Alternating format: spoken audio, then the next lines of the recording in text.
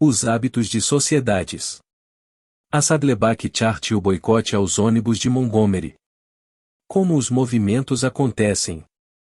O ônibus Cleveland Avenida às 6 da tarde encostou no meio-fio e a pequena mulher afro-americana de 42 anos, de óculos sem aro e casaco marrom austero, subiu no veículo, pôs a mão na bolsa e jogou uma moeda de 10 centavos na bandeja para pagar a passagem.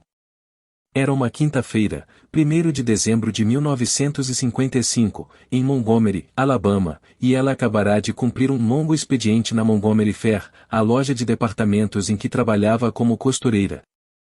O ônibus estava lotado e, por lei, as primeiras 4 fileiras de assentos eram reservadas para passageiros brancos.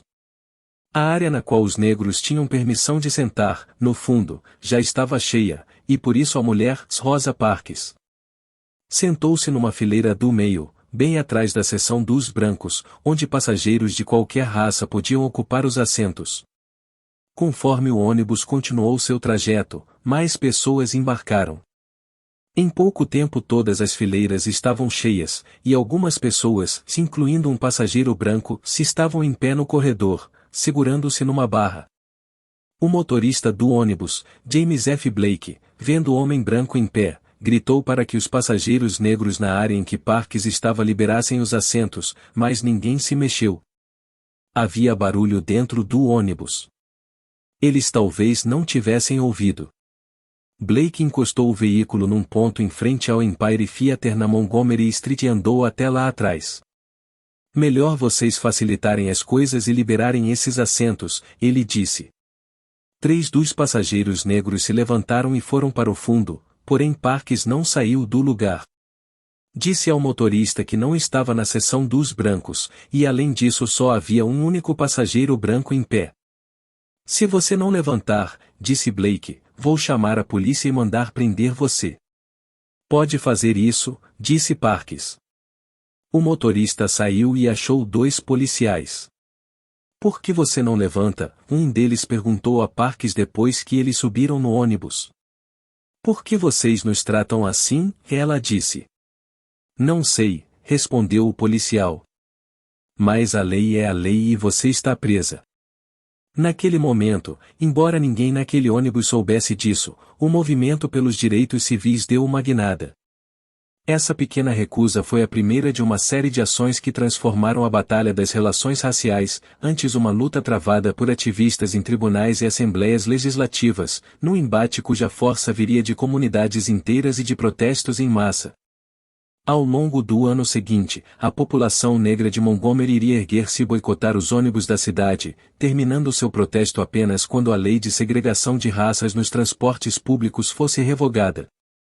O boicote aleijaria financeiramente a empresa de ônibus, atrairia dezenas de milhares de protestantes para manifestações, apresentaria ao país um jovem líder carismático chamado Martin Luther King Jr. e deflagraria um movimento que se propagaria para Little Rock, Greensboro, Raleigh, Birmingham e, por fim, para o Congresso.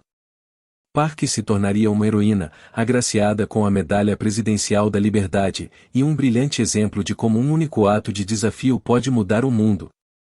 Mas isso é só parte da história. Rosa Parks e o boicote aos ônibus de Montgomery tornaram-se o epicentro da campanha pelos direitos civis não só devido a um ato individual de desafio, mas também a padrões sociais. As experiências de Parks são uma lição sobre o poder dos hábitos sociais, os comportamentos que ocorrem, sem pensar, entre dezenas, centenas ou milhares de pessoas, que muitas vezes são difíceis de enxergar quando surgem, mas que contêm um poder capaz de mudar o mundo. São os hábitos sociais que enchem as ruas de manifestantes que talvez não se conheçam, que talvez estejam marchando por motivos diferentes, mas que estão todos avançando na mesma direção. É por causa dos hábitos sociais que algumas iniciativas se tornam movimentos que mudam o mundo, enquanto outras não conseguem vingar. E motivo de os hábitos sociais terem tanta influência é porque, na raiz de muitos movimentos, sejam eles revoluções em grande escala ou simples flutuações nas igrejas que as pessoas frequentam, há um processo em 3 estágios que historiadores e sociólogos dizem que sempre reaparece. Um movimento começa devido aos hábitos sociais de amizade e aos laços fortes entre conhecidos próximos. Ele cresce devido aos hábitos de uma comunidade e aos laços fracos que unem vizinhanças e clãs. E ele perdura porque os líderes de um movimento dão aos participantes novos hábitos que criam um novo senso de identidade e um sentimento de propriedade. Geralmente, apenas quando todas as três partes desse processo são preenchidas é que um movimento pode se tornar autopropulsor e atingir uma massa crítica. Há outras receitas para a mudança social bem-sucedida, e centenas de detalhes que diferem entre uma época e outra e entre uma luta e outra. Mas entender como os hábitos sociais funcionam pode ajudar a explicar por que Rosa Parks e a cidade de Montgomery tornaram-se catalisadores de uma cruzada pelos direitos civis. Não era inevitável que o ato de rebeldia de Parks naquele dia de inverno resultasse em qualquer outra coisa além de sua prisão. Então os hábitos intervieram, e algo incrível aconteceu. Rosa Parks não foi a primeira passageira negra a ser encarcerada por infringir as leis de segregação dos ônibus de Montgomery. Não foi nem a primeira naquele ano. Em 1946, Geneva Johnson tinha sido presa por retrucar com um motorista de ônibus de Montgomery sobre os assentos. Em 1949, Viola White, Kate Vingield e duas crianças negras foram presas por sentarem na seção dos brancos e recusarem-se a mudar de lugar. Nesse mesmo ano, dois adolescentes negros de Nova Jersey, onde os ônibus eram integrados, que estavam ali de visita foram detidos e encarcerados após infringir a lei, sentando-se ao lado de um homem e um menino brancos. Em 1952, um policial de Montgomery matou com um tiro um homem negro quando este discutiu com um motorista de ônibus. Em 1955, meses antes de Parks ser levada para a prisão, Claudette Colvin e Mary Louise Smith foram presas em incidentes diferentes por se recusarem a dar lugar a passageiros brancos. No entanto, nenhuma dessas prisões resultou em boicotes ou protestos. Não havia muitos ativistas de verdade em Montgomery na época, me disse Taylor Brent, historiador de direitos civis, vencedor do Prêmio Pulitzer. As pessoas não organizavam protestos nem marchas. O ativismo era algo que acontecia em tribunais. Não era algo que pessoas comuns fizessem. Por exemplo, quando o jovem Martin Luther King Jr. chegou a Montgomery em 1954, um ano antes da prisão de Parks, ele descobriu que a maioria dos negros da cidade aceitava a segregação sem nenhum protesto aparente. Não só eles pareciam resignados à segregação em si, também aceitavam os maus-tratos e humilhações que vinham junto com ela. Então por que, quando Parks foi presa, as coisas mudaram? Uma explicação é que o clima político estava mudando. No ano anterior, a Suprema Corte dos Estados Unidos tinha pronunciado o veredito do caso Brown versus Conselho de Educação, decretando que a segregação era ilegal dentro de escolas públicas. 6 meses antes da prisão de Parks, a Corte tinha promulgado o que viria a ser conhecido como Brown II, uma decisão ordenando que a integração das escolas deveria avançar, numa velocidade deliberada. Havia em todo o país uma forte noção de que a mudança estava no ar. Mas isso não é suficiente para explicar por que Montgomery se tornou o epicentro da luta pelos direitos civis. Claudette Colvin e Mary Louise Smith tinham sido presas logo depois do caso Brown versus Conselho, e no entanto isso não deflagrou um protesto.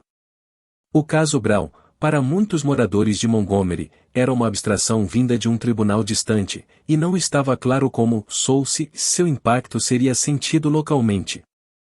Montgomery não era Atlanta ou Austin ou uma das outras cidades onde o progresso parecia possível. Montgomery era um lugar bem cruel, disse Brent. O racismo estava bem assentado ali. Quando Parks foi presa, no entanto, isso deflagrou algo incomum dentro da cidade. Rosa Parks, diferente de outras pessoas que tinham sido encarceradas por violar a lei da segregação nos ônibus, era profundamente respeitada e inserida em sua comunidade. Portanto, quando foi presa, isso pôs em movimento uma série de hábitos locais, seus hábitos de amizade, que incitaram um protesto inicial.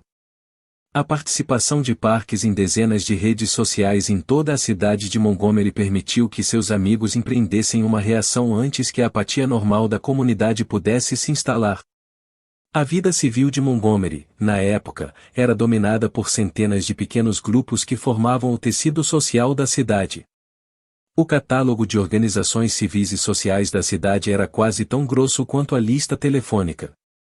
Ao que parecia, todo adulto, sim, em especial, todo adulto negro, pertencia a algum tipo de clube, igreja, grupo social, centro comunitário ou organização de bairro, e muitas vezes a mais de um. E dentro dessas redes sociais, Rosa Parks era especialmente conhecida e estimada. Rosa Parks era uma dessas raras pessoas sobre quem todos concordavam que dava mais do que recebia. Brent escreveu em sua História do Movimento pelos Direitos Civis, Parting the Waters, Dividindo as Águas. Seu caráter representava um dos picos isolados no gráfico da natureza humana, compensando uma dezena ou mais de sociopatas. As muitas amizades e afiliações de Parks atravessavam as fronteiras raciais e econômicas da cidade. Ela era secretária da divisão local do NAAC 9 e frequentava a igreja metodista e ajudava a supervisionar uma organização de jovens na igreja luterana perto de sua casa. Passava alguns fins de semana fazendo trabalho voluntário num abrigo, outros num clube de botânica, e nas noites de quarta-feira muitas vezes juntava-se a um grupo de mulheres que tricotavam cobertores para um hospital local. Fazia serviços voluntários de costureira para famílias pobres e oferecia alterações de vestido de última hora para debutantes. Brancas ricas. Na verdade, ela era tão profundamente inserida na comunidade que seu marido reclamava que ela comia mais em jantares comunitários do que em casa. De modo geral, dizem os sociólogos, a maioria de nós tem amigos que são parecidos conosco. Talvez tenhamos uns poucos conhecidos próximos que são mais ricos, uns poucos que são mais pobres, e uns poucos de raças diferentes, mas, no total, nossos relacionamentos mais profundos tendem a ser com pessoas de aparência semelhante à nossa, que ganham mais ou menos o mesmo que nós e vêm de contextos similares. Os amigos de Parks, no entanto, espalhavam-se pelas hierarquias sociais e econômicas de Montgomery. Ela tinha o que os sociólogos chamam de laços fortes ou relacionamentos em primeira mão, com dezenas de grupos de toda a cidade que geralmente não entravam em contato uns com os outros. Isso foi absolutamente crucial, disse Brent. Rosa Parks transcendia as estratificações sociais da comunidade negra e de Montgomery como um todo. Ela era amiga de lavradores e de professores universitários. E o poder dessas amizades tornou-se visível assim que Parks foi parar na cadeia. Rosa Parks telefonou da delegacia para a casa dos pais.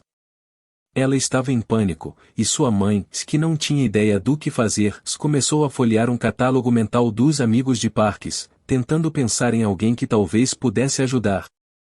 A mãe ligou para a mulher de D. Nixon, o antigo diretor da NAAC de Montgomery, que por sua vez ligou para seu marido e lhe disse que Parks precisava ser libertada sob fiança. Ele imediatamente concordou em ajudar e telefonou para um proeminente advogado branco chamado Clifford Durr, que conhecia Parks porque ela fizera bainha de vestidos para suas 3 filhas. Nixon e Durr foram até a prisão, pagaram a fiança de Parks e a levaram para casa. Eles vinham procurando o caso perfeito para desafiar as leis de segregação dos ônibus de Montgomery e, sentindo uma oportunidade, perguntaram a Parks se ela estaria disposta a deixar que eles contestassem sua prisão judicialmente. O marido de Parks foi contra a ideia. Os brancos vão te matar, Rosa, ele disse a ela. Mas Parks passará anos trabalhando com Nixon na NAAC. Frequentar a casa de Durr e ajudar as suas filhas a se preparar para bailes de debutantes. Seus amigos agora estavam lhe pedindo um favor. Se vocês acham que isso vai significar alguma coisa para Montgomery fazer algum bem, ela disse a eles, fico feliz em colaborar. Naquela noite, umas poucas horas após ela ser detida, a notícia da prisão de Parks começou a se espalhar pela comunidade negra. Joan Robinson, presidente de um poderoso grupo político de professores e amiga de Parks de diversas organizações, ficou sabendo do ocorrido, assim como muitos dos professores do grupo de Robinson e muitos dos pais de seus alunos. Por volta da meia-noite, Robinson convocou uma reunião extraordinária e sugeriu que todos boicotassem os ônibus da cidade na segunda-feira, dali a 4 dias, quando Parks deveria comparecer ao tribunal. Depois disso, Robinson entrou discretamente na sala do mimeógrafo de seu escritório e fez cópias de um panfleto. Outra mulher negra foi detida e jogada na cadeia por se recusar a levantar de seu assento no ônibus para que uma pessoa branca sentasse, dizia o panfleto. O caso dessa mulher será julgado na segunda-feira. Estamos, portanto, pedindo que todos os negros deixem de pegar ônibus na segunda-feira, em protesto contra a prisão e o julgamento. Logo na manhã seguinte, Robinson deu pilhas dos panfletos a alguns professores e pediu que eles os distribuíssem aos pais e colegas. Menos de 24 horas após Parks ser detida, a notícia de sua prisão e do boicote já se espalhara para algumas das comunidades mais influentes da cidade, Sanaak local, um grande grupo político, uma série de professores negros e os pais de seus alunos. Muitas das pessoas que receberam um panfleto conheciam Rosa Parks pessoalmente, tinham sentado ao lado dela na igreja ou numa reunião de voluntários e a consideravam uma amiga. Há um instinto natural embutido na amizade, uma simpatia que nos torna dispostos a lutar por alguém de quem gostamos quando esse alguém é tratado injustamente. Estudos mostram que as pessoas não têm dificuldade de ignorar ofensas feitas a estranhos, porém quando um amigo é insultado, nosso senso de revolta é suficiente para superar a inércia que geralmente dificulta a organização de protestos. Quando os amigos de Parks ficaram sabendo de sua prisão e do boicote, os hábitos sociais de amizade, essa inclinação natural de ajudar alguém que respeitamos, se entraram em ação. O primeiro movimento em massa da era moderna dos direitos civis poderia ter sido deflagrado por inúmeras prisões anteriores. Mas ele começou com Rosa Parks porque ela possuía um grupo grande, diversificado e conectado de amigos, que, quando ela foi presa, reagiram como os amigos naturalmente reagem, seguindo os hábitos sociais de amizade e concordando em demonstrar seu apoio. Ainda assim, muitos esperavam que o protesto não seria nada mais que um evento de um único dia. Pequenos protestos surgem todo dia no mundo inteiro, e quase todos esmorecem rapidamente. Ninguém tem amigos suficientes para mudar o mundo. E é por isso que o segundo aspecto dos hábitos sociais dos movimentos é tão importante. O boicote aos ônibus de Montgomery tornou-se uma ação disseminada na sociedade porque um senso de obrigação que mantinha a comunidade negra unida foi ativado logo após os amigos de Parks começarem a espalhar a notícia. Pessoas que mal conheciam Rosa Parks decidiram participar devido à pura pressão social dos conhecidos, uma influência conhecida como o poder dos laços fracos, que tornava difícil deixar de colaborar.